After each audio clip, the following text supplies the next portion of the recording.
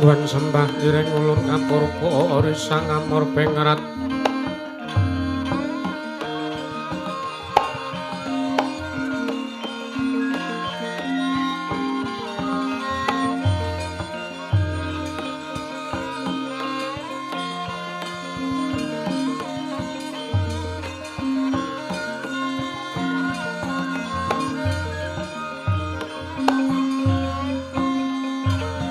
sahanan ingkang mrengkenan sieng kasih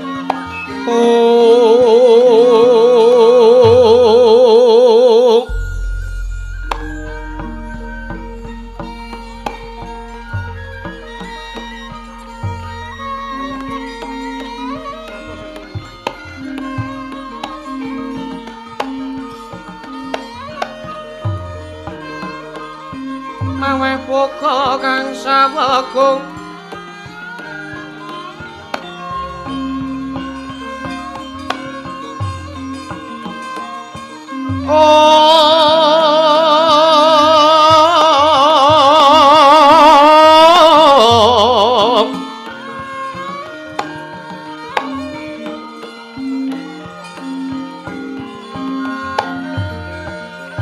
masiring telahan iwang kanan mamuju hengwang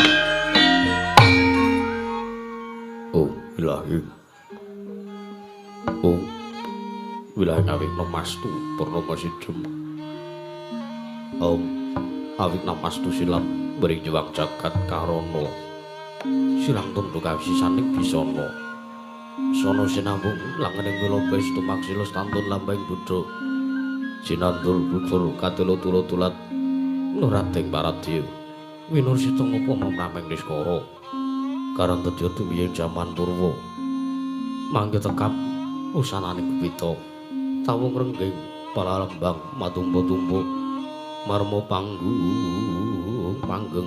panggunggung sang Purwengkata sing kebyar dumadining wayang Purwa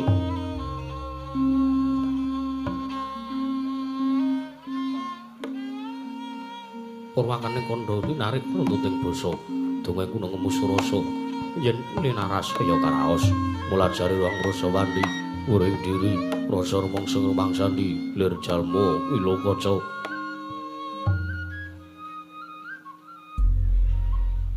jarweh wis nakum ceng carita ula becik wis gumelar jroning pagiliran yaiku satria amriksani pagelaran inggih Purwa Surya Candra Daru Hyang Kartika wis kinurba putrating kawasa sahari ratri angidri bawana Purwa tekeng tuk sina gilir gemanti teman dadi petanganing dina sasi warsi windu kang sarta abad pedhung lan mangkar tumangkar gaisine rambun kowe jamating grembyak dadi padhang kutu-kutu halang atoga burun wuru yang buruntuhi sadya branan tanpa wicalan padhang trawan Isnari Sang Hyang Renawi ingkang ngarsa merbawani jagat mungguing jagat wetan mungup-mungup mungguing kalingan wukir abang perkangah lamun gagsaya dilat-dilat bumi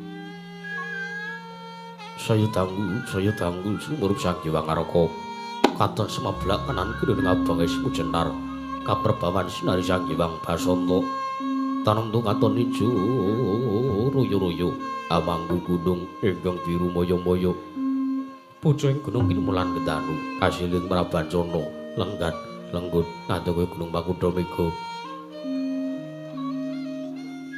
Tanah tawis dangu seleng kawula tasih denero arsa ngapuya buka karep Tegal Sawahi. Anglu silur tanana pedhote.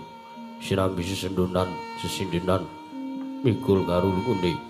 Kodang giring raja kayane sawanana pirembagan Jamurwangi.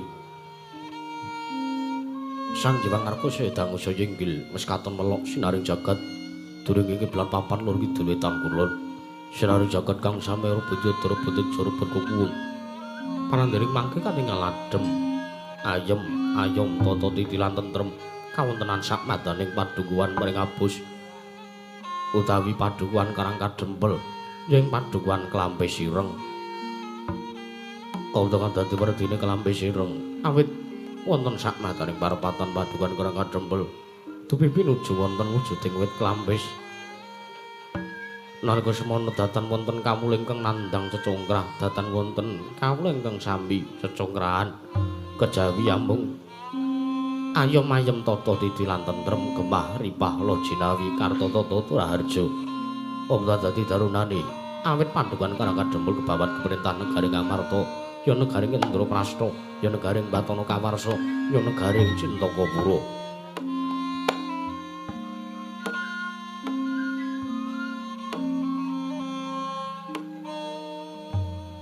Nanging garis 100 tanatu kalih 1000 jangkep kinega krana negara Ngamarta dumadi saking puluh-puluh banjaran. Sinasapan kaya benawi dirambi ombak samudra binang langut kang tanpa wakun. Pegating mangkal kamantuk uluting Cakrawala maneh-maneh cakra wisik sawane kneping jurang corong kirepung guwa serung kinarya siswing peksi lawet lan sarang burung. Wonten ugi pasisiran tersasana jembar kebuganing pasir gumelar garis pinggir tanem tuwa angrembuyung royo-royo karanggitri rewe-rewe ning klopo bumi subur pasetan mawur satengah tinandur mangkar-mangkar kawriyan dadi gunung-gunung bebanjengan angrangsang langit lenggak-lenggok lambai tuwin mijil saking sendang-sendang bening dirtani iline pinana para laine tinampi waduk binendung-bendung kinarya ngileni sawah yang pategalaning Narakisma. Mokal panguling tetani bebasan tatanana bumi sajeng kangkang sela sedaya tinanduran kang murakabi pandya Bathara Sirang gelar pasabinan yayah Rukmi Sari kang pinangka Pratiwi pategalan Gopro Wijaya kang ngrembuyu godhongane ambyek kowe nganti kaya manglung-manglung mitandi polo kependhem polo kesimpar polo gumantung sadya tanku jiwa jinawi tukulan kemaweh sarasaning diri ingon-ingon raja kaya iwen sansayang rembaka lamun siang aglaring mangunan lamun wanci sarap surya samya mulih marang kandhange dewi-dewi tatanan sarana kandhang Kiranjeng Balang labet tebih saking tindak Durjana Tuti samya sayek seka kapti akaring huring nusa bangsa tuwin negari utawi padukuhan ing Karang Kadempel. Genging binasa kinalika semanten ten sak mandaning pendapi padukan ing Karang Kadempel. Katingal tentrem, tintrim, ayem, ayom, endah, gumyak, asri kawuryani. Nalika semanten dupi wis pinuju ingkang sampun katingal lenggah wonten samadaning lincak. Aranggih menika Turnanira. Punakawan abdi kinasihipun para Pandhawa punakaning Karang Kadempel.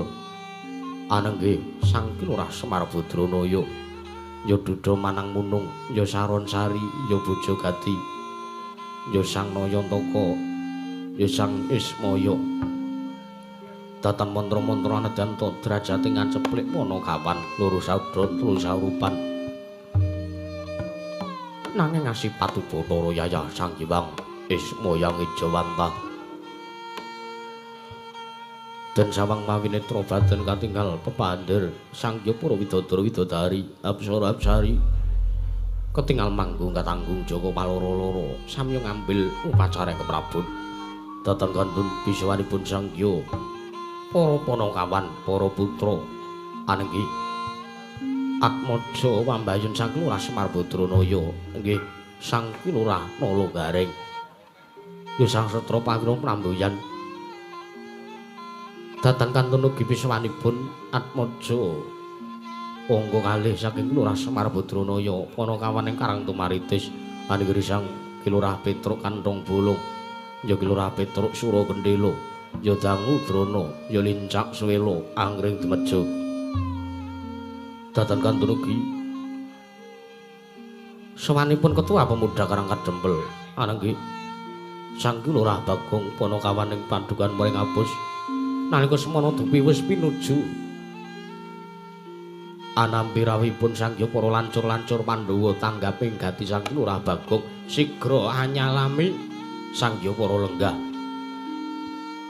ing cipta nedya nyuwun saweran nanging rikala semanten datan pikantuk saking para lancur-lancur Pandhawa mila katingal putus asa Sang Kilurah Bagong kula wau.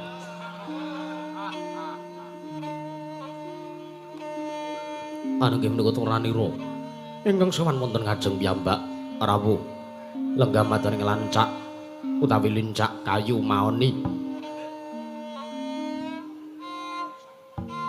Ananging satur ing pringgondani Sang Raden Gatotkaca ya Sang Rimbyat Maja ya Sang Raden Kaca Negara ya Sang Tetuka datan kantun ugi bisawanipun satriya jangkar bumi Anggri Sang Raden Antareja datan kantun ugi gentrone Antasena satru ing Randu Gumbala nalika semanten datan kantun ugi pepandir sangya para kawula ing Karang Kadempel ingkang samya ganteng masisiran jejel riyel rapet popot pipit prasasa tatupan denggul datan Masela ing jawi kathah para kawula ingkang samya ngunjuk dhaharan nadyanto amung wedang putih ugi nadyanto namung wedang kendel tanpa pacitan nanging samya sumuyut mangersanipun Sang Kilurah Semar Badranaya nalika semanten apa kang dadi darunane Kilurah Semar nedya nglempahaken sangya para kawula kejawi amung mengke kula jelaske.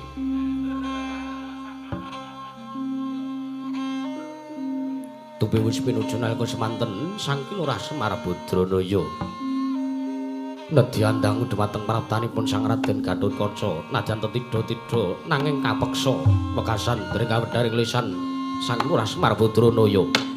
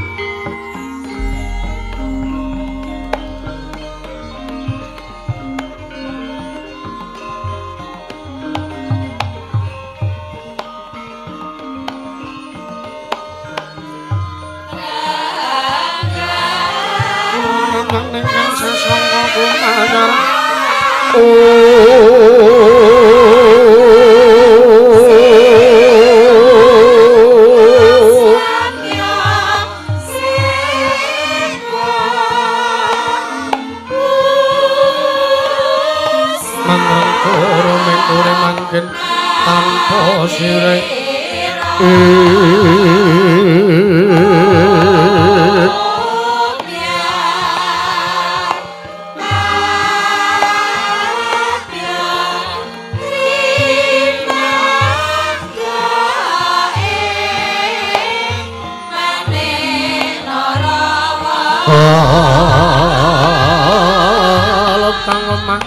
mas murubeng langit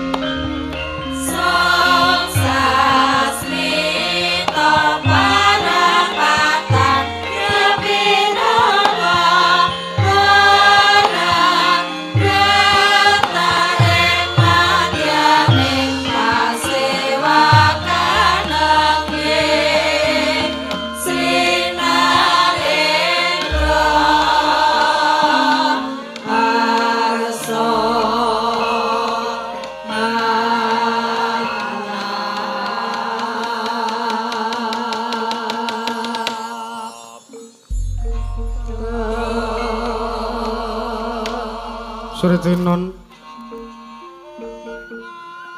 neng pasewakan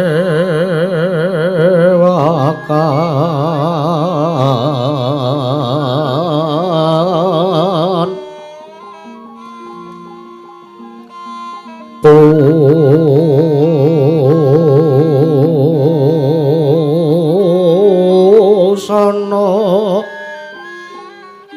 maneka warna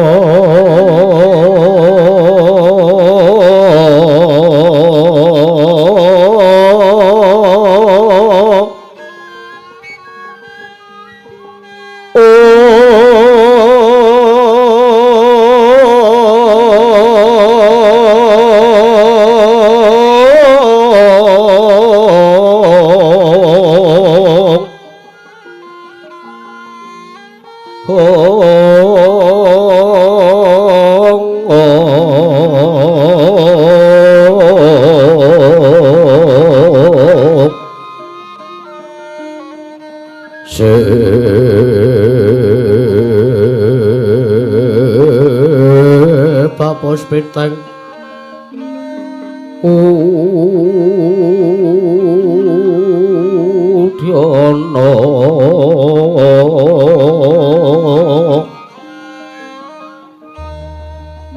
myang mansra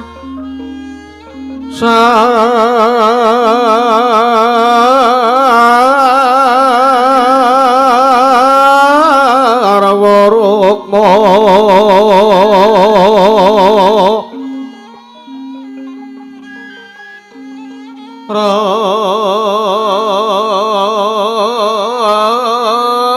ranggeng manik nara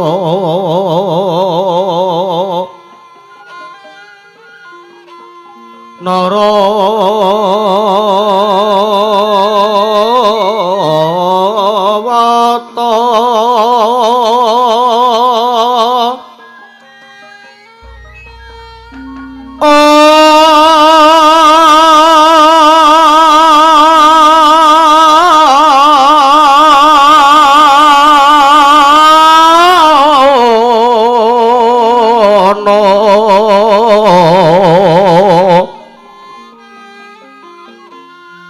Obro Prabanya kang su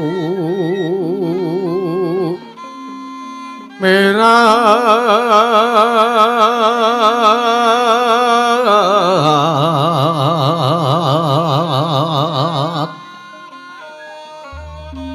kenyaring teca leliwarat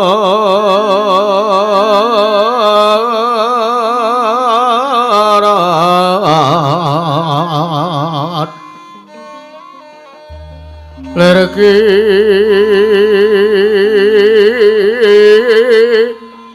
laji siring adit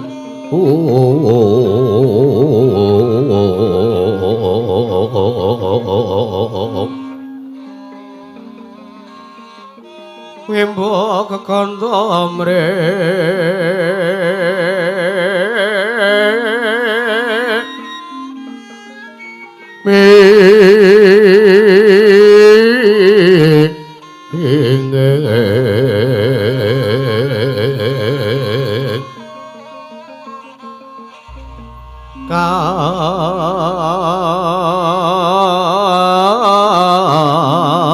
tiupeng ruto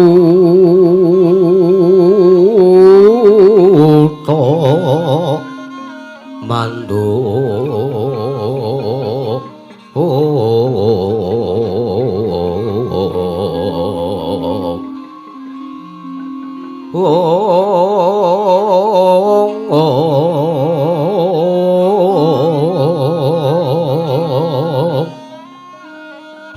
saparan mangambat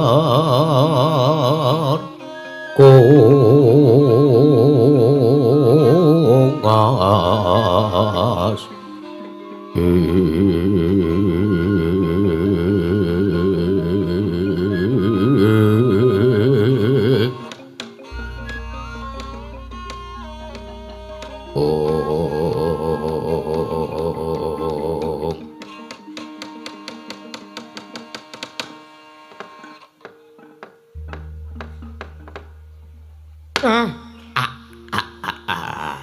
melgegek ugek sadulita mel ayo dene kejugrukan Wukir Sari lepaning samudra madu penggalihe Semar lah kok teko dadi ning atase mung sak gubuke Semar wae mung sak pendopo cilik ana ing Karang Kadempel kene lah kok dadi teka krawuhan Priyagung ora pangling mboten mangling Ndara rawuhipun Ndara Gatotkaca wonten Padukuhan Karang Kadempel weh lah salah lah kok Ndara Antareja barang lah Ndara Antasena barang Semar kuwi bengak-bengak saduk lho men aja sabar ngomong nemeti dayah teko kok nganti le heboh norak reti rawe Ndara Gatotkaca Ndara Antareja kalih Ndara Antasena Gus sak rawuhipun Ndara Gatotkaca ngaturaken kasugengan Ndara pangestune Siwa Semar antuk pamujine Siwa Nayantaka suwane Gatotkaca negersane Siwa Nayantaka slamet ora ana alangan swiji apa-apa Gatotkaca ngaturke sembah tampah nono ampun ngowah-wahi adat ngowah-wahi adat liriwi mengkiriyen to sing sak mestine sing sak patute ngaturke sembah bekti niku kula karo sampeyan ora kok njenengan ngaturke sembah kalih kula terus kula nampa sembah sampeyan. Lah nek nganti mengke kula wantun nampa sembah sampeyan, dosa napa sing badhe kula sandhang? Walat napa sing bakal nibani Semar Badranaya? Mila nuwun sewu kula ngaturke sembah bekti Ndara Siwa Semar. Wonten dawuh. Aja kaya mangkono. Sabab nuwun sewu.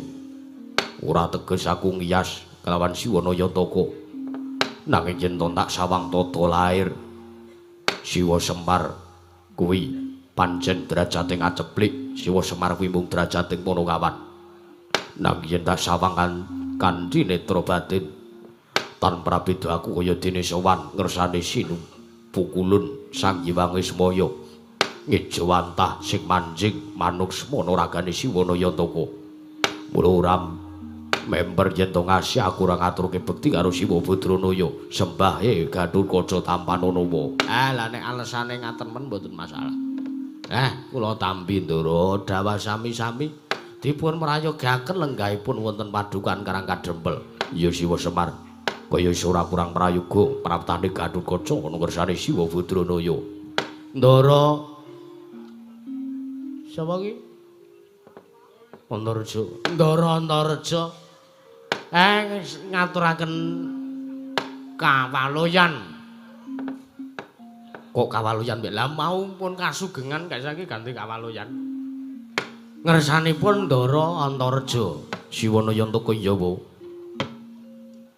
Antuk berkah barokah pamujine Siwa Semar Badranaya sowanku ning Karang Kadempel slamet ora ana ngan siwiji apa.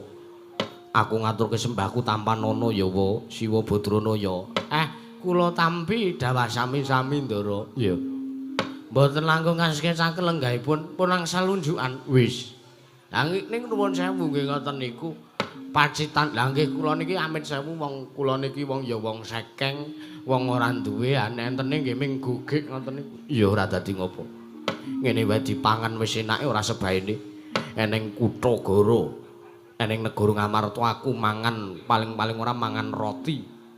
Nggih. Neng kene aku mangan gugik wis paling enak wo. Nggih, pokoke sedaya niku nek dilakoni kanthi ikhlas, ora kemrungsung, niku bakal nuwuhke hasil ingkang sae Ndara. Ya mangkono, nggih.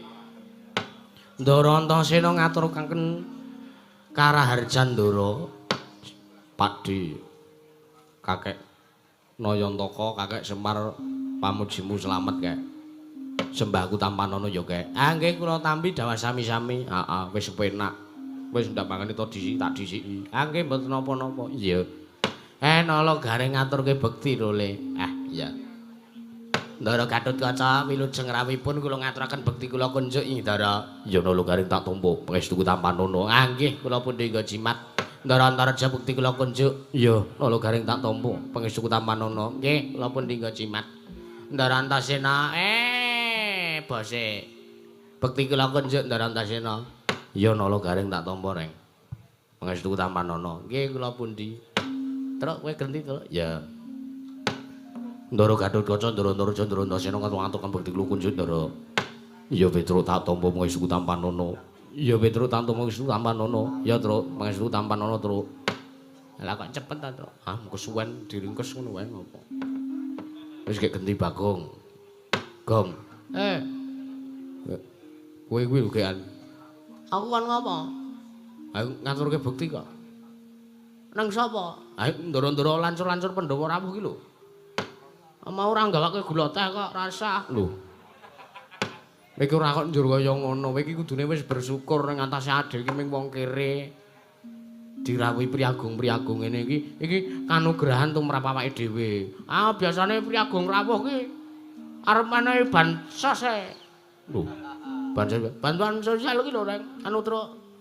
Biasane bantu pakir-pakir miskin.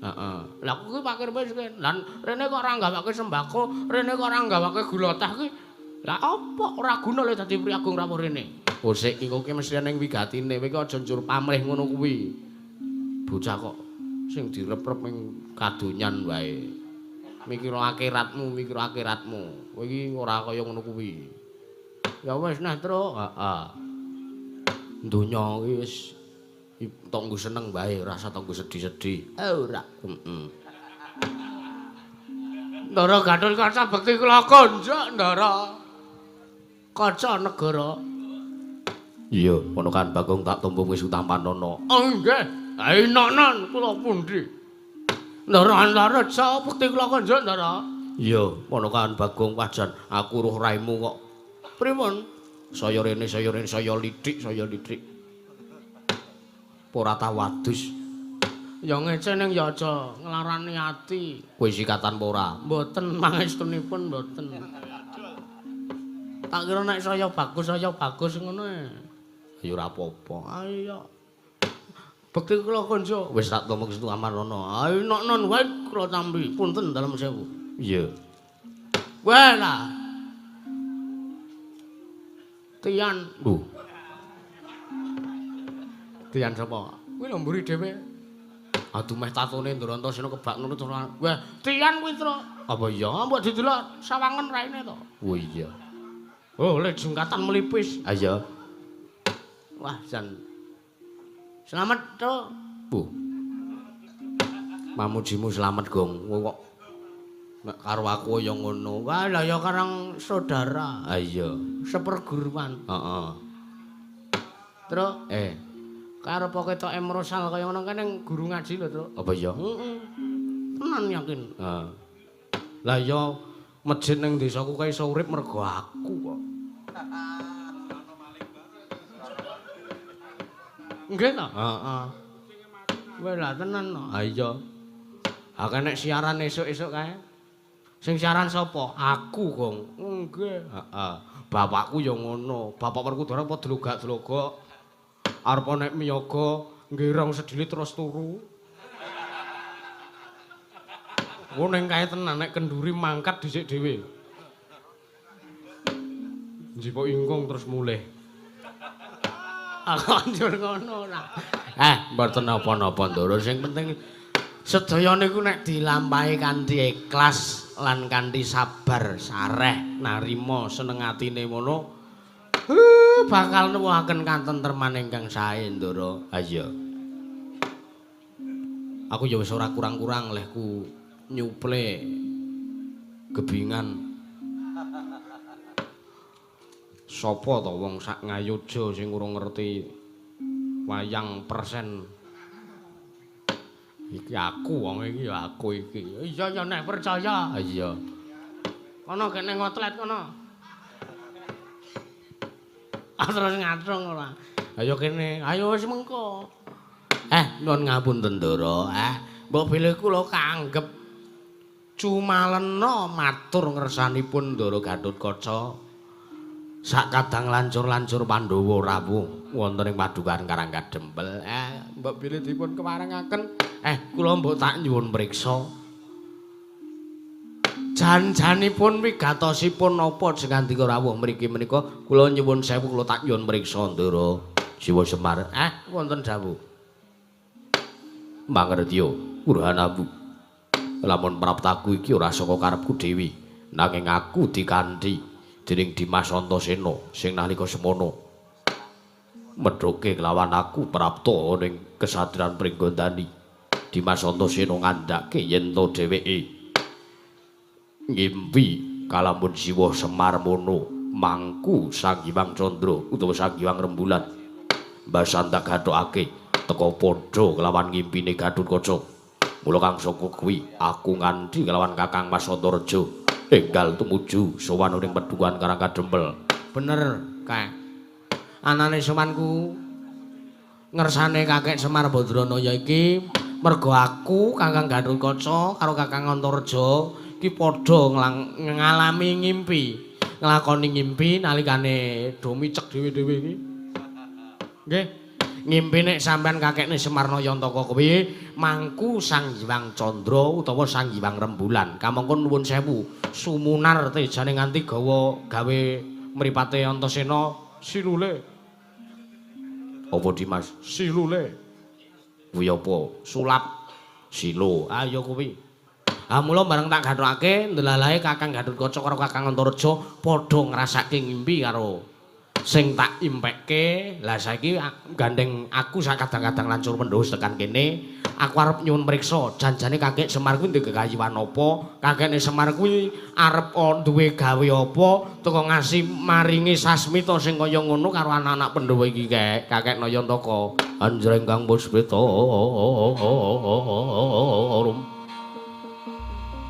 Lho, bareng bagake kok terus lunga.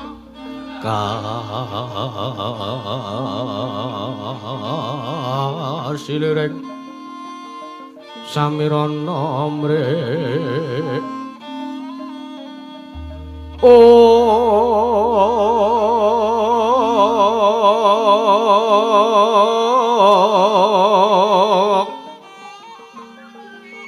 sekar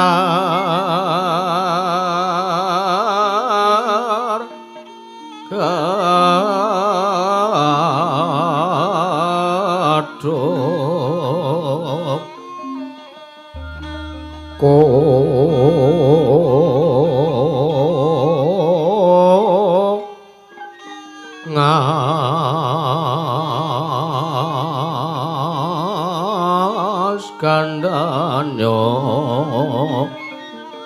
Mawe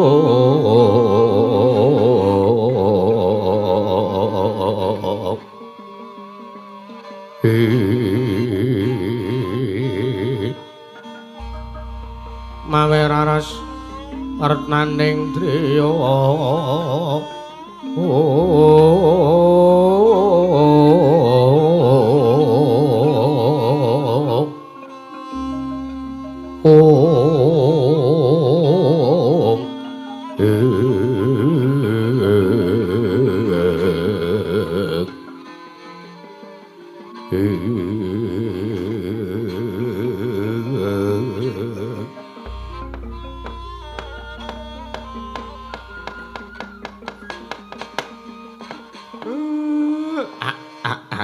Belgegeg ugeg sadulita mel. Nuwun sewu, Ndara. Lah kok dadi amit sewu to? Lah kok kula malah gumun ati kula. Ning atase kula dereng matur kalih sinten-sinten, ning atase napa sing kula pikir niki dereng enten sing ngerti kejaba kula kalih Tuhan Yang Maha Esa. Esa mir, Esa. Iya, Esa, wah bocah. Tuhan Yang Maha Esa. Lah kok teko panjenengan nom-noman muda. Lancur-lancur Pandhawa, lah kok teko sampun malah preso kalian napa sing kula gayuh, Ndara. Lah kok sik aku rene karep nanjihke karo Kakek Semar. Mergo aku nampa sasmita sing kaya ngono kuwi saka sampeyan ya saka jenengan, saka Kakek Nayantaka. Ngono.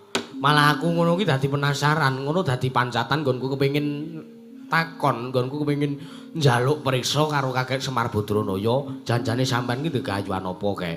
Mangkono. Siwa Semar kaya kanggo diaturake dening Dimas Antasena. Lah nek ngaten kula tak matur ning kula niki jane moh ngrepoti kalih para bendara merga nuwun sewu mengke nek nganti kelakon napa sing kula gayuh niki mengke nek nganti ana tetembungan kok kula lali mengke ndak wonten tetembungan Semar kae le kelakon gayuh gegayuhane merga diwangi karo para Pandhawa.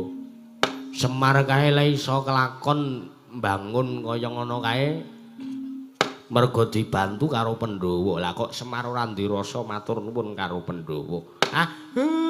Ampun. Mungkin enten swara sing ngoten niku kula malah ora penak, Gus. Siwa Semar, wonten timbalan. Mangertiyo. Lamun kakeni Semar ya Siwa Semar kuwi dadi abdining para Pandhawa. Aku iki sak kadang kelawan Kakang Pasantaraja lan Dimas Antasena iki mirengga lancur-lancur Pandhawa ateges aku sak kadang iki mirengga turase para Pandhawa. Uga duweni wewenang nggula wentah sarta nempene wewenang mene kalodhangan ngersane Siwa Nayantaka yen to pancen gegayuhan mono luhur mesti para Pandhawa bakal nyengkuyung. Kepiye wae carane mlaku bareng-bareng tumindak bareng-bareng miwiti apa kang bakal digayuh ing tembe burine bakal nuwuhke katentreman lan kabagyan. Bener. Siwa Semar ora sah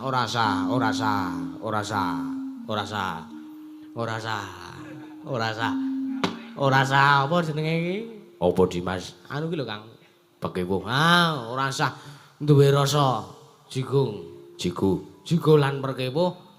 Kowe gage paringa dawuh ki tak enteni jane sampean ki gegayuhan apa. Wis ngono wae. Kok nek ana bot repote aku sak kadang-kadang lancur Pandhawa ya saguh ngewangi kok kek. Wis santai wae. Saderenge matur suwun Ndara. Ning nuwun sewu. Kula niki ora pengin mengke wonten keterlibatan antawisipun kamuling Karang Pradisan kalian para priagung-priagung lancur-lancur Pandhawa malah mengke enten perkara mengke malah jenengan boten mangertosi kenthang kimuling lelakon malah kula sing kesanja mbaya ora marata diaki paring dawuh. Alah kula niku janjane mung nembe rerasanan lho Ndara. Kula ki mung nembe duwe planning.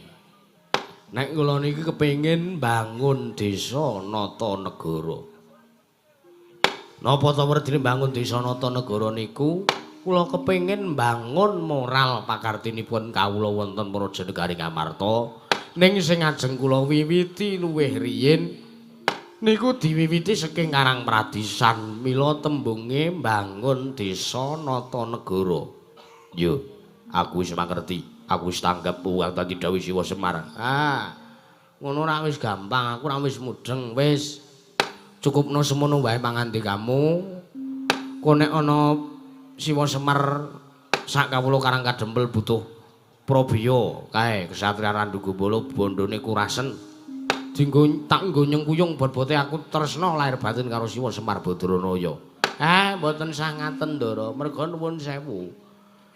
Lah kula ajeng miwiti saking Karang Pradisan tumujeng Kutagara. Tembening mangke kawula sak Praja Negaring Amarta menika sanes kok kula arep mbangun papan sing magrong-magrong, sanes kok kula kepengin bangun gedung-gedung pencakar langit. Kula sanes kok kula kepengin bangun tempat-tempat wisata. Menika babar pisan mboten, kula mboten ajeng bangun niku kok Ndara. Lah arep bangun apa? Karaokean. Hus.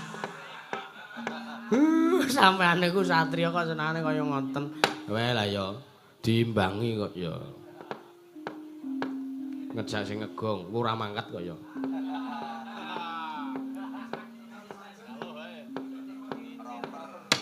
Mboten kok ajeng bangun infrastruktur menika babar pisan mboten.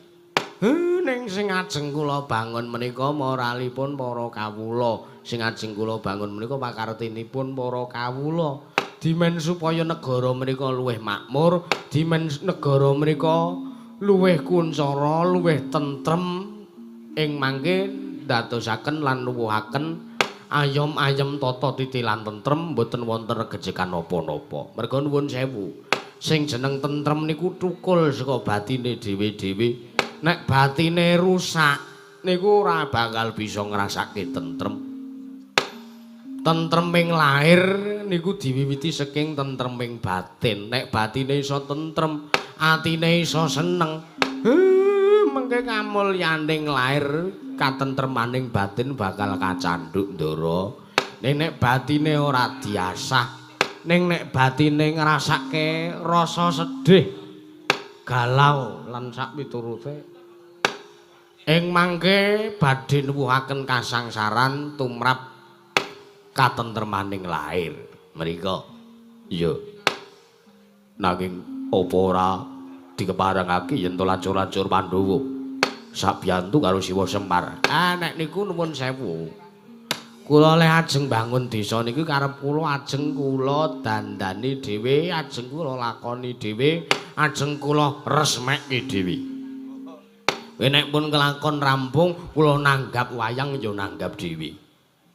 Merga nuwun sewu. Leh kula tumindak ngeten niki kula karep kula niku laku dharma. Laku dharma niku napa? Leh kula tumindak apik kaya ngeten niki kula ora butuh dititeni kabecikan kula karo sak pepadaning urip. Kula ora butuh dititeni kabecikan kula kalian para manungsa. Ning kula niki buta dititeni, didelok apik, disawang duweni pakarti sing becik. Nuwun sewu wonten ngersanipun Gusti kang akarya jagat. Merga nuwun sewu. Lair kula pun elek nek iso batin kula tumindak apik, Ndara. Rai kula wis kaya ngeten, pewujudan kula pun kaya ngeten, kula ya mung wong apa anane. Ning nek iso tumindak kula apik, nek iso sosial kula dhuwur. Merga nuwun sewu, jaman sakniki niku kathah sing padha ora percaya karo sing gawe urip. Padha kuwatir karo kepiye piarep nglakoni urip. Sesuk aku mangan apa, gek sesuk leh arep nglakoni urip kepiye. Sing ngoten-ngoten niku mboten angsal, Ndara. Sing ngoten-ngoten niku diharamke. Mangkono. Nggih. Mila urip menika kuncining kabagyan menika namung ikhlas. Utawi SSN. Sarjana seni, senes. sareh, sabar lan narima. Niku kuncine niku. Iya. Kaya sing pun kula aturke, jaman sakniki arang cah nom-nom sing padha iso sareh, sabar, narima. Merga nggih niku wau ora percaya karo panguwasaning Gusti. Ora percaya nek Gusti ki ana. Nuwun sewu contone. Oh niki kula ora kok ngelek-elek niki kok ora kula mbedak-bedake. Ning niki namung kagem tolak ukur. Kagem perumpamaan. Lah Bagong adek aku ta merah sik nyilih jenengmu. Bagong anakku ya wis nala gareng. Aku lah ngono, aku nganggo jeneng kok sampar sirahmu. Bagong ku yo ora wong tuane. Wis ben meneng wae truk sampar sirah ora. Be. Wis ora. Anak kula gareng niki buka tukang cukur. Sewijining dinten enten wong ajeng nyukur teng nggene nala gareng niki. Lah wong sing arep dicukur sirahe niku jenenge Kimpul. Niku nalikane teng Semarang. Ngono nggih. Lah si Kimpul niku takon kalih nala gareng. Mas Gareng napa sampean iki percaya nek Gusti niku ana? Ah Gareng wangsulan, ora. Gusti kuwi ora ana. Lho, Kimpul takon, lho apa sebabe kok sampean matur nek Gusti ora ana? Coba endi buktine? Buktine nek Gusti ana ki ngendi? Lah Gareng muni ngoten niku. Iya.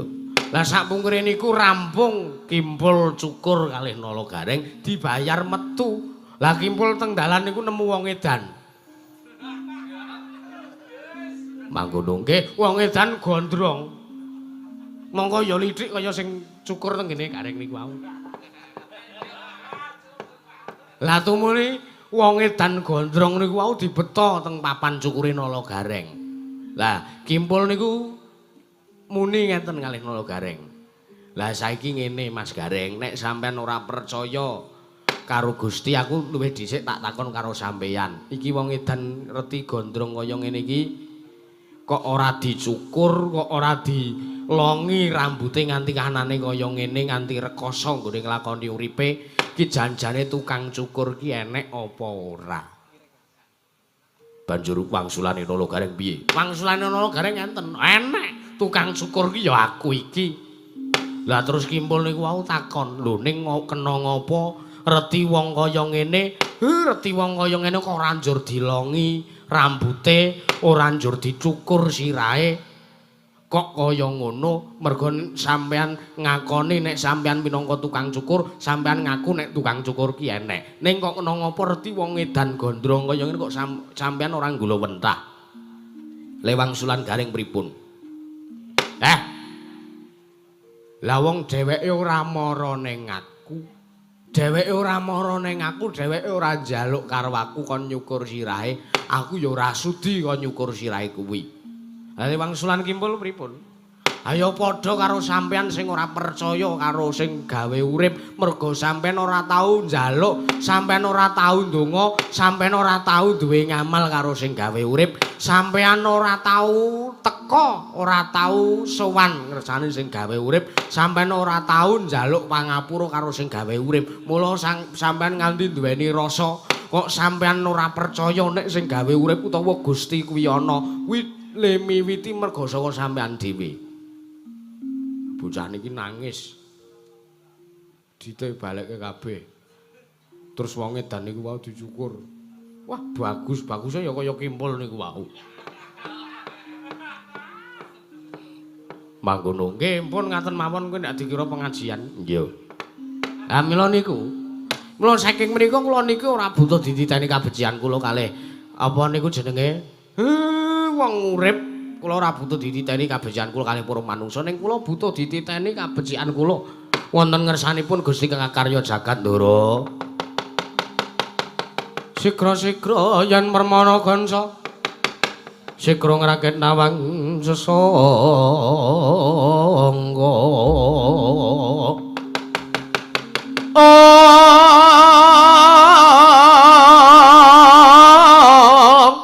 Nalendra mbek marwa sing sangkatriku mulung katriku mulung mangrompak ing wadya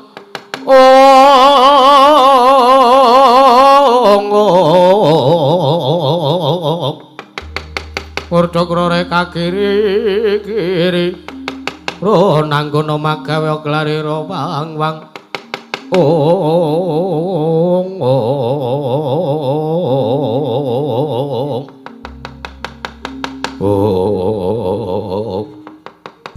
Didhemataring padukan karang kadempel nang semanten dadu tintrim datan mubadatan musik Sangya para lancur-lancur Pandhawa pit kaperbawan Sang Kelurah Semar Badranaya nah iku semono gunung durung abang mardu jaring wakeca mardu jaring wanginang anu durung abang durung manding kasaru dasaring pertala kasaru geger njaba yang ngarsa keping murid pasiban bono amuk apa to kang dadi darunane ana macan medal saka kerangkeng Dede ana gajah medhun saka Wantilan Dede kejawi amung rawuhipun pandhita ing Sukalima miwah patih negari Ngastina utusan saking negari ing Ngastina ingkang mantun minggah sak madaning pandhapi padukan karang kadempel nangka semono repepeh pindha sata metarang mangudas maraning para kawula kanca nek daya lho nek daya kuwi lho mikira iki mikira ora linggone kono ya tak mikir wis tak mikir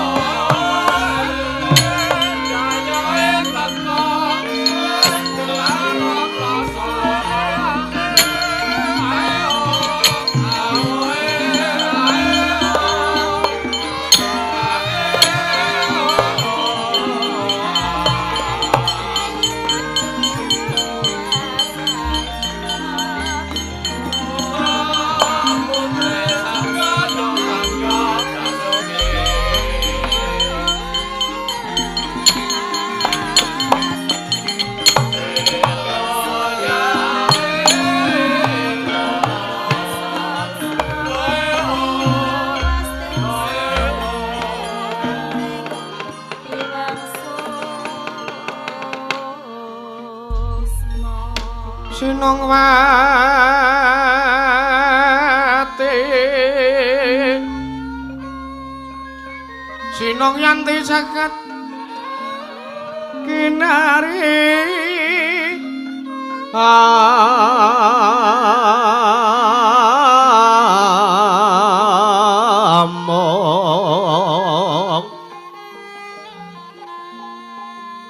Mbak lumembak ombak ing samudra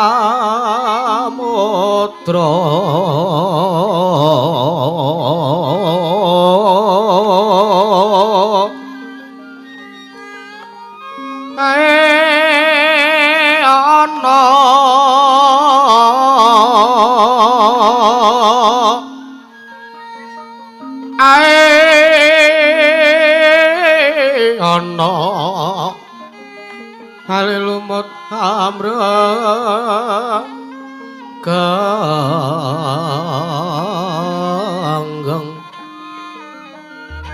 awit to denjeng-denjengan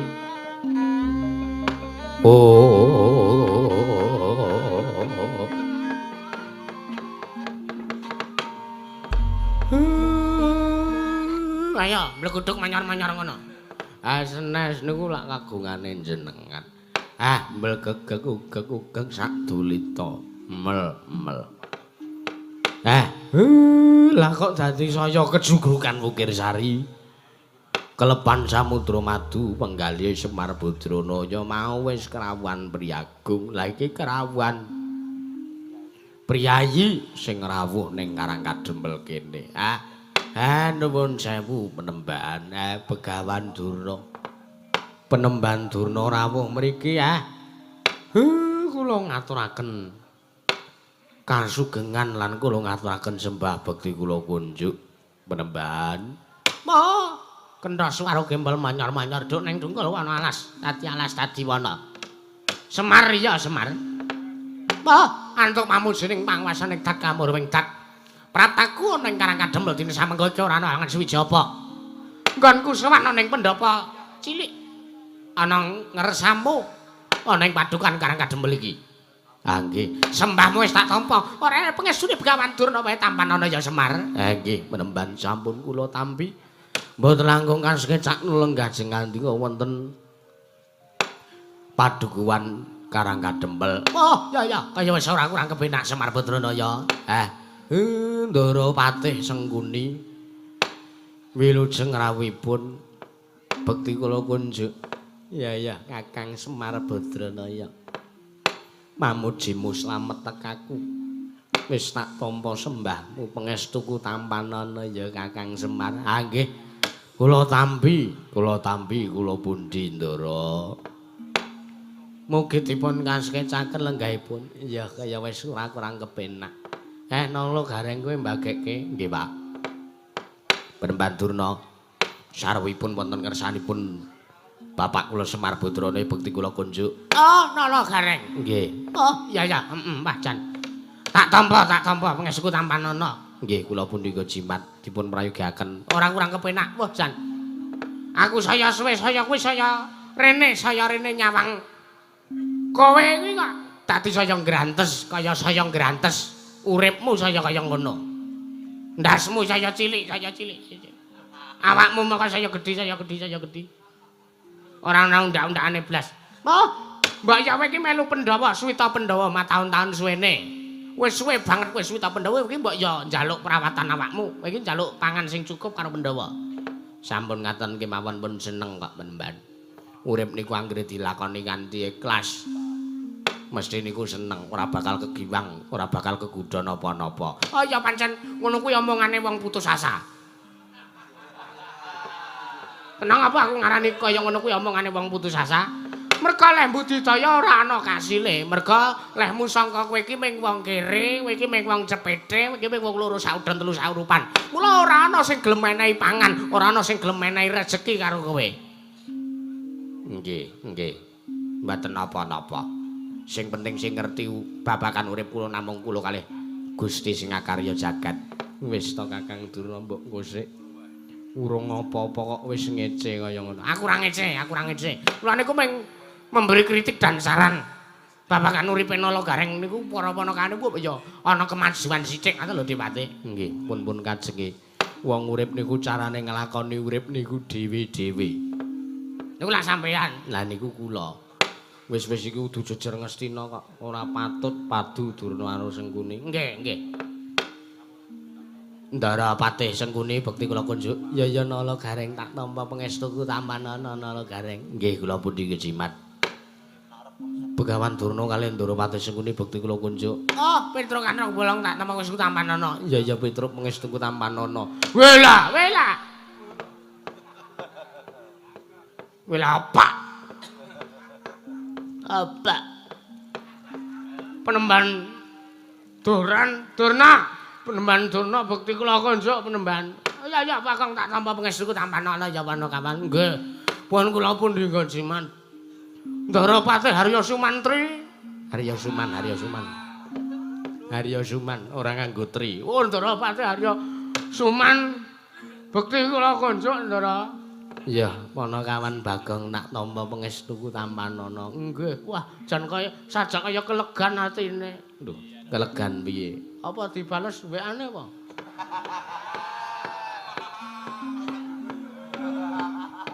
Iki aja sok gawe cerita neka-neka ta ora. Aku ki wis tuwa, atiku wis semeleh, ora arep kaya ngono kuwi. Ya saiki, mbok nek sesuk. Ah iya. Aku wis ora arep ngono kuwi kok, Bagong. Ya kejaba nek butuh. Nek lagi membara kae. Ngejak tiang. Kok sampean niku napa wong tuwa kok senengane ora? Wong tuwa kan isih wantek nggih ngeten iki. Nuwun sewu Penemban. Lah kok sumengka pengawak bojro tindahipun boten kanthi kanyono-nyono. Rawuh wonten padukan Karang Kadempel enten wigatos napa? Iki kene ya Semar Badranaya. Yektine sowanku iki ora saka kekarepanku dhewe. Sepisan sowanku iki tetinjo marang karaharjanmu sak anak-anakmu ana padukan Karang Kadempel kene. Pranyata bareng tak sawang. Jebul ya kowe iki sak anak-anakmu mongko wis mataun-taun aku wis kurang luwih sesasi ora prapta ning padukan Karang Kadempel. Tak pikir ki ana kemajuan jebul kowe karo anak-anakmu tetep kere. Ora ana kemajuan babar pisan. Kaya sing diaturke anak kula Gareng wau. Urip niku anggere dilakoni seneng ditampa apik. Niku mesti bakal nuwuhke katentreman sing sae. Sing ngomong sapa? Kuwi ra omongane wong putus asa. Sampun. Lah ingkang ngangka kalih sing ping pindhone sowanku ora saka karepanku dhewe nanging praptaku rawuhku. Ana ing padukan Karang Kadempel dina samengko iki pancen diutus dening anak Prabu Duryudana saka negara Ngastina supaya aku sowan ana ngersane Semar Badranaya. Nggih. Sowanku iki ngene ya Semar, ngene tak jarwani. Sowanku iki nalika semana ana ing negara Ngastina Ketaman Pagebluk suring pasewakan geger ngrembug babagan syarat sarana sing bakal bisa maluyake praja negara ing Ngastina. Ora liya kejaba ya kuwi ora ketangklung kedheping paningal. Ya kowe ya Semar Badranaya, ya Nayantaka. Kudu sowan sartane momong sartane Mbah Kawula. Uga para Sata Kurawa ora ketangklung kedheping paningal ana ing negara Ngastina. Ing mengko tembe mburine bakal nuwuhke katentreman. Sartane bisa malihake praja negara Ngastina Ketaman Pagebluk. Mila kang saka kuwi ya Semar, kowe ayo praptaku ning kene iki mung arep mboyong karo kowe tak kanthi ning praja negara Ngastina. Kowe nek kowe gelem tak boyong, kowe nek kowe gelem ngemong para Sata Kurawa sartane para kawula negara Ngastina, kowe njaluk apa wae tak turuti. Ngono? Nggih, waton aja njaluk sandang mangan. Lah terus pripun? Oh, kowe njaluk apa wae tak turuti. Omahmu kae mburi kae, gedhek. Kae didol, dimbroke. Diganti omah gedhong tingkat 5 nganggo lift. Nggih. Ning ora nganggo gendeng, ora dicet. Mboten napa-napa. Pendapamu iki ra ukuran 2x2. Pendhap apa cakruk jane?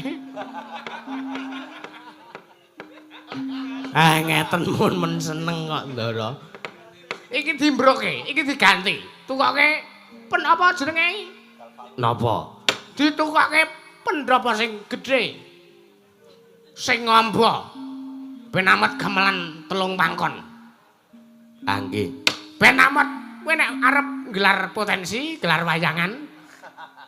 Kowe ben iso amet wong kabeh sapendukuanmu. Iki dimbroke aja sing kaya ngene iki. Terus kijang murover kae didol. Kae wis ora layak dienggo. Nggih. Kae sadurunge didol diruwat sik mergo kae sak dienggo nekani papan-papan maksiat. Mula kae mobil yang kekedunungan sial. Sebelan sial. Nggih ngaten. Didal. Nggih. Tak tukoke. Tumbaske napa? Tak tukoke VR.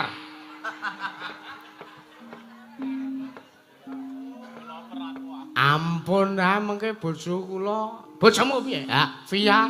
Via kok Via. Via mono dudu kendaraan. Ya pancen nyata kendaraane bojone. Ning dudu kendaraan tumrap kowe. Kowe mobilmu sing trontrong kae didol. Terus engko tak tukoke mobil halus. Kowe njalukmu apa tak turuti Semar? Ha nggih. Terus ngarepmu iki, latarmu iki nek iso diplester, ora mbladuk kaya ngono. Disingi kucing. Iki diplester, iki dicor. Sesuk ngundang Jayamik. Nggih.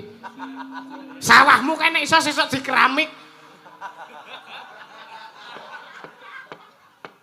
Nggih. Wih, waton kowe gelem tak boyong ning negara Ngastina. Sawangan ning jaba pendopo. Kae wis ana akeh banget grobakan bondo donya brana picis. Mas mutiara jamrut hargane mutiara mas hargane jamrut mutiara. Kowe arep njaluk pira-pira? Kowe arep njaluk pirang-pirang truk, kowe arep njaluk pirang-pirang ton. Oh, mesti bakal kasembatan. Waton, kowe gelem tak boyong ning negara Ngastina. Piye Semar piye? Nuwun sewu penemban. Jane kula niku ora kok kula niku iso wae, kula niku gelem wae diboyong teng negara Ngastina. Ning ora sandadak sampean maringke kamukten sing kados ngaten niku kaya kula. Mergo kula niki wonge ora seneng sing napa nggih. Ibarate urip kula niki pun sak anane ngene mawon kula niku malah seneng mangan ming sego tiwul kalih kulupan godhong kamplong. Kala mangsa nek ana ya karo diimbuhi tempe garit kalih sambel bawang niku pun enak banget.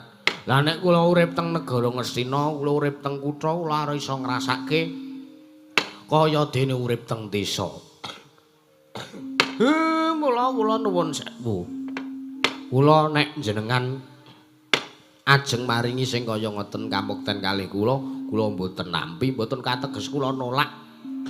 Ning kula niku mung kepengin urip kula sederhana kemawon. Terus babagan kula sing badhe jenengan boyong wonten negari Ngastina, nuwun sewu. Mboten kateges kula mboten purung diboyong, ning niki wektu niki kula nembe duwe gawe.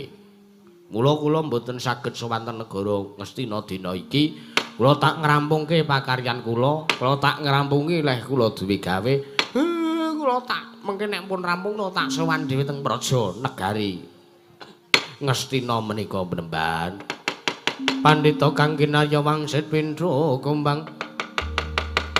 Pindha kumbang ngajaping tawang susah angin. Susah angin ngendi nggone.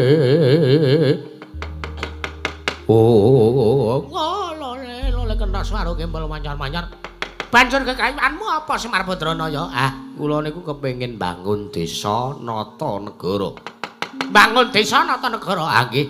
Banjur sepira wene nggonku bakal ngenteni nggonmu bangun desa? Nggih tergantung. Nek leh kula bangun desa rampung sedina rampung niku kula tak sowan teng Praja Negari Ngastina.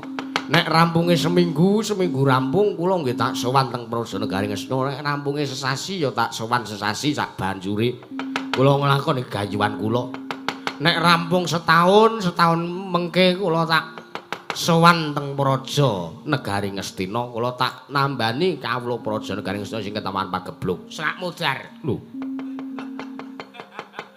Setahun suwene negara Ngastina taman pagebluk. Arep dadi apa kanane kawula Ngastina? Iki mung karimuni, kowe gelem apa ora kowe tak boyong. Kowe nek ora gelem ya muni ora gelem, ora sandadak kanggo kowe. Gunake pawadan gegayuhanmu lek mun duwe gawe kepengin bangun desa. Saiki kene Semar. Pripun? Gandeng tanggep kowe kok nyepelekke karo Begawan Dora dina iki. Wektu dina iki kowe tak ruda paripeksa. Kowe tak ruda paripeksa kowe kudu gelem tak boyong ning negara Ngastina. Ning asih ora gelem tak boyong negara Ngastina apa? Kawula Karangka Dempel bakal tak gawe sungsang bawono bakal tak byuki Batang Sayuta Semar.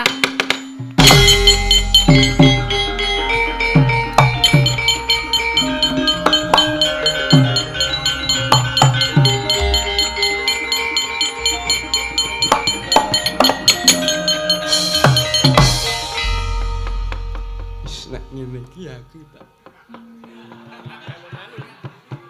mun mang sekecake kula tak tumbas rokok. Arep nanti sampean? Mboten ajeng golek rokok, kula kentekan. Jen bar tuku kalih kula 3 bungkus. Entek. Cangkem-cangkem sepur.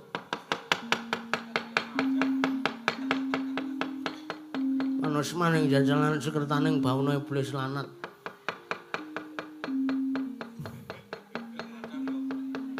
Ngapa ya, Pak?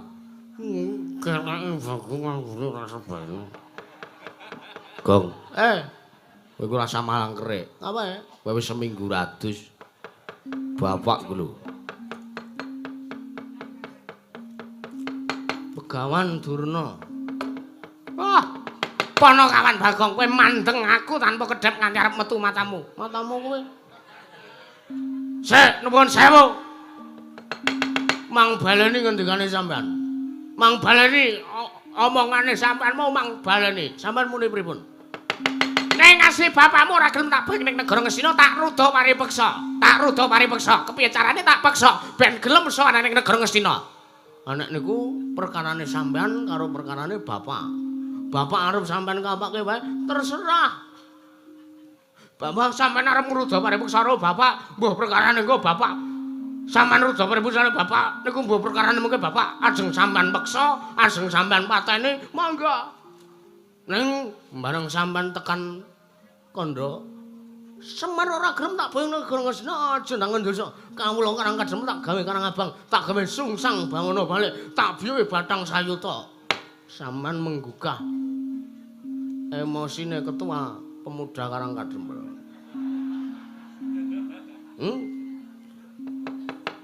Sampeyan ki kudune ning kene nyawang, nyelekop ngono kuwi sampeyan kudune nyawang. Eneng green guard apa ora? Kuwi apa? Sing ijo-ijo wae kali. Wong gedhe-gedhe, kula ketuane niku kula. Sampeyan ora bahan-bahan. Sampeyan muni ngono kuwi kudune nyawang. Kene ki eneng Bagong apa ora? Nek ora enek Bagong, misal kula ora krungu, ora masalah. Nek sampeyan kok krungu kula cetha banget kuping kula nging-nging. Mergo dirasani sampeyan. Nek ngono kula pestheke le dadi pepalange Bapak Semar lek ajeng bangun desa sampean Begawan Durna. Oh, kenceng kowe perang karo aku Bagong. Ha, metu njaba aja tanggal dosa. Kudu nang kene papane wong meder kene.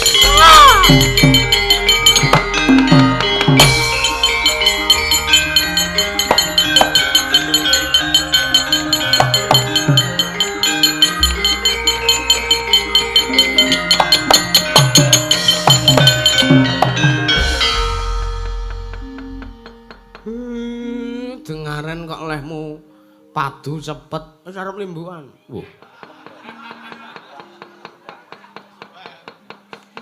Kesuwen ngono aku muni ngalor ngidul. Selak bancine loro ora tahan. Kepengen metu. Neka-neka wae ora. Wis pokoke engko nek iki lelakon iki dipasrahke lancur-lancur Pandhawa padhake ora. Nang kene kok ora gelem temandang nyambut gawe. Ayo aku ora melu-melu mergo kowe sing nantang karo Begawan Durna kae mesti nggawa Kurawa ben. Lha kok anggere wis modal cangkem ngene iki, anggere ana sing tak jagake wani kok, Pak. Ndi to menungso kan. Piye, Bagong? Kok ngethak aku? Kuwi mbakone sapa? Kuwi mbakone sapa? Hah? Jare sampean keselak-selak udut mbako, iki dimpak iki kene. Aku ngrasake. Ah ngrasake kon entek 5. Lho. Aku gur ngrasake. Aku ora lho Bagong. Ah sampean yo padha ndene, kene jaluk kene. Ndi kuwi rekku kuwi? Ora iki nggon aku. Aku kuwi enek tulisane kok. Oh iya ana tulisane. Sapa iki? Yanti. Ah niku nggen kula. Kene. Aku ora udut kok, Gong. Wah, ora udut apa? Oh iya nek sampean Ndara Antasena niku wonge ora udut, ning mendeme banter. Ha iya. Piye Bagong? Piye Bagong? Kepiye pun kan Bagong? Ah kae Durana kae lho, timbali bapak kae lho ora.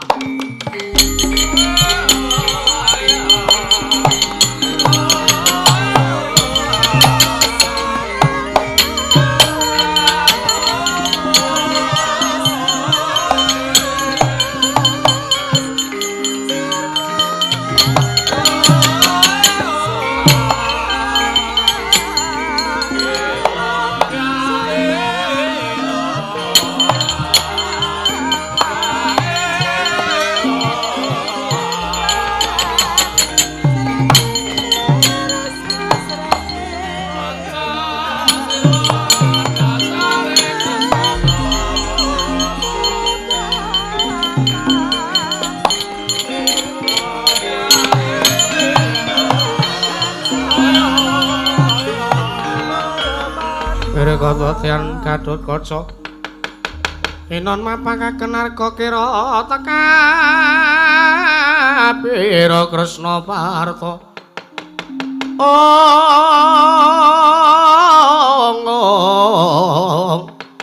Kresna Parta manahar saktinira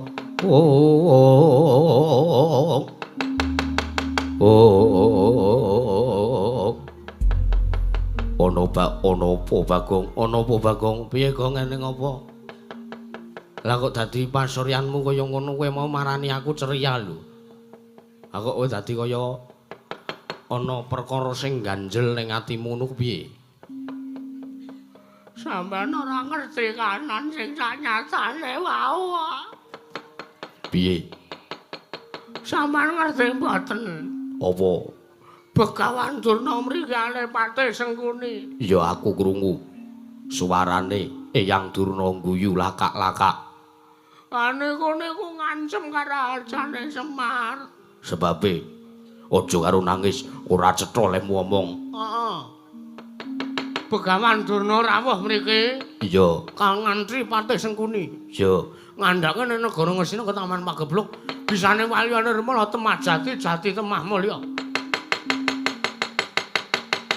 Terus bar niku bapak mune nuwun sewu penemban kalih Ndorapati mboten kateges kula ngilang-ilang mboten kok ateges kula niki napa nggih kula ora gelem sewanteng negara Ngastina ning kula duwe pakaryan kula duwe gawe mlekeng saking menika kula nek pun rampung pakaryan kula tak sowan dhewe teng negara Ngastina lha di ngoten kalih bapak niku Begawan Durna sajak ora trima sabanjuri Begawan Durna utusan Patih Harya Sengkuni ngliga pedhang nek kula mboten kula sampar pedhange bapak mengke dibacok welata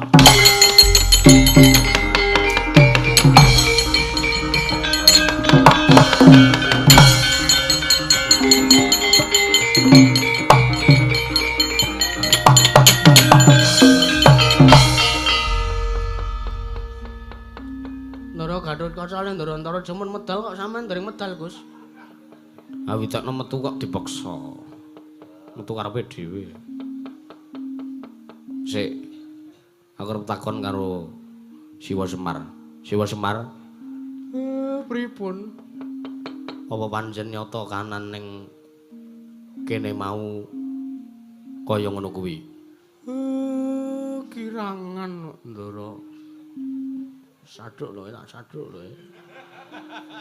Saduk lho.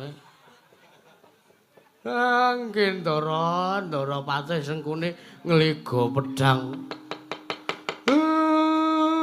Ning kirangan saduk lho wae. Ning nggih. Sik wae, sik pripun? Aku nek guru cangkeme Bagong kok ora percaya. Wong mau aku krungu rembuke cetha banget lehmu kowe nesu maju terus Eyang Patih Sengkuni metu. Aku ngindhik kok mau. Ya wis ora arep gawe perkara ning kene kok. Butuh nek liyane metu gak metu. Kowe melu metu. Lho kok terus merintah kaya mandor. Lho nang kene bengi iki sarine aku. Ngono sampean ajeng medal kek medal. Ya wis. Ning ora apa-apa, ning aku gur njaluk sok aja sok ngapusi kaya ngono kuwi mesake Kakang Gatotkaca, mesake Kakang Antareja. Alah wis ora usah ceramah, wis gek metu ya metu, dumeh guru ngaji terus ceramah.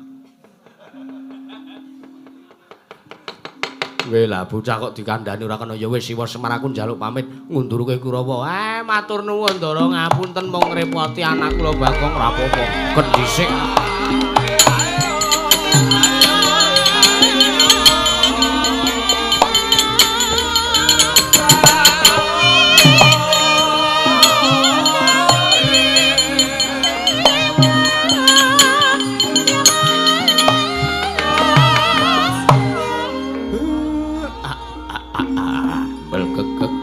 Ugak sadulita mel-mel. Nala gareng wonten dawuh Pak. Petruk Kanthong Bolong kula Rama. Agandeng kaya wis rampung pakaryaning padukuhan Karang Kadempel dina iki. Ayo Pak Kandri Kembul Bujana, kae ibumu masak. Jangan lodeh. karo kae ana wader. Kae sambel bawang karo kulupan. Ayo kembul bujana saeneke dole. Wah, senengan kula, Pak. Ha iya. Lah enak ngono kuwi. Bendina kok mangan spaghetti. Ah ya wis ora usah suwe-suwe. Ayo kembul bujana. Pak, piye? Terus aku, kowe rasa melu madang. Kowe wis bar jajan tahu bulat entek 20.000. Kowe ngetutke ndoro-ndoro. Kowe ora kena melu madang. Iki kowe melu ndoro-ndoro. Kowe melu ndoro Antasena ngundurke Kurawa. Mergo kowe sing wis gawe dadaning pasulayan. Nah, wis ngono bae. Ora arep oke-oke lek omongan kowe mendak sepet nyawang raimu.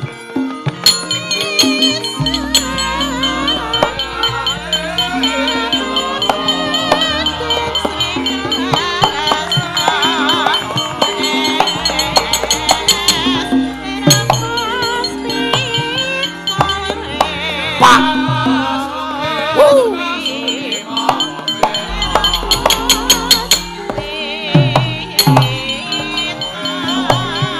Sok nek ra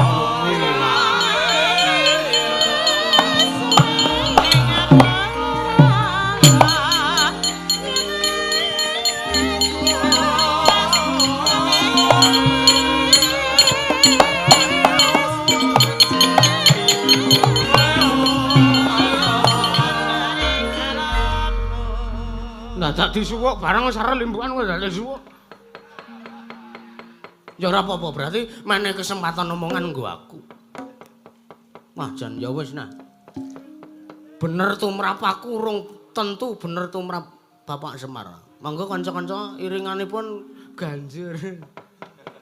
Ah wis ben aku tak tata ngundurke Kurawa. Sanane ben bojoku do limbukan.